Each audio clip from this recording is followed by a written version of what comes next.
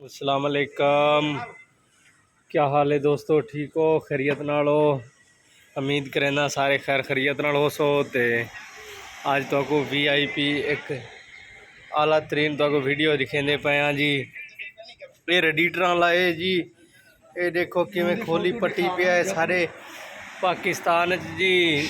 आखिरी दिन जी मकैनिका को रेडिटर खुलवाओ तो वल थोड़ा ये रेडिटर अस साफ कर देसूँ। इतना ये आपे करेंदा है जट त्यारा सारा कुछ। ये देखो आला ये अमरीकी गड्डी है जी को खोली पट्टी पी है, बहुत आला तरीन मुहंदस है।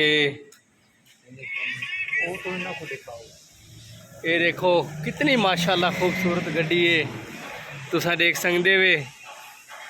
ते है ये है जी ये मुहंदस है। ये देखो ये मुहंदस।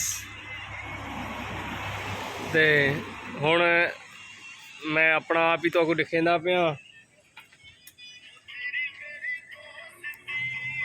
जी।